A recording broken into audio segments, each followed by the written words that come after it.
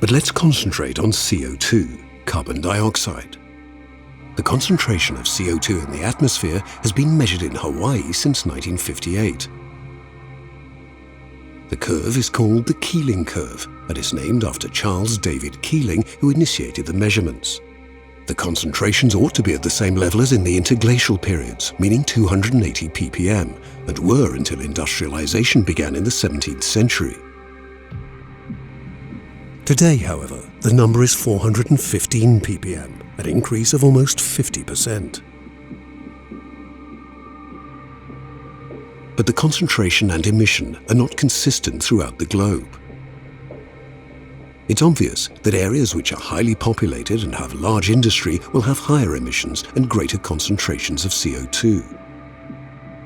North America, Europe, and Asia are the largest contributors of CO2 emission to the atmosphere.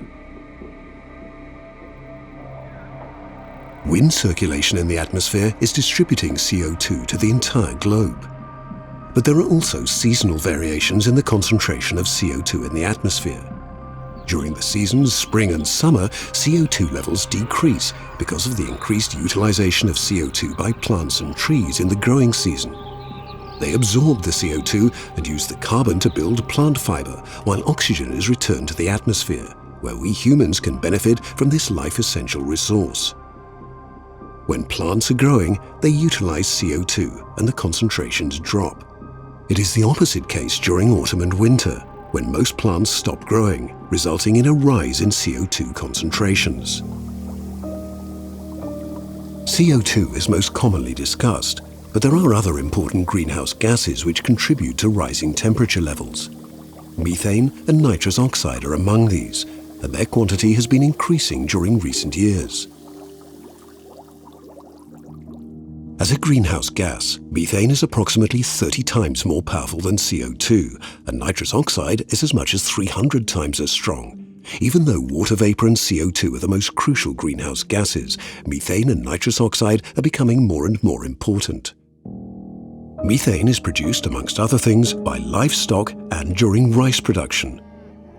This means that the more cows there are, the more methane is released to the atmosphere. Furthermore, the increasing temperatures are causing the permafrost at the Arctic to melt. When this happens, organic material, which was formerly preserved in ice, starts to rot and release additional greenhouse gases, amongst them methane. The permafrost is frozen and hard as stone all year round. Therefore, people have built houses, roads, and pipelines on top of the ice. When the ice starts to melt, the roads will become bumpy, the houses will crack, and pipes will break.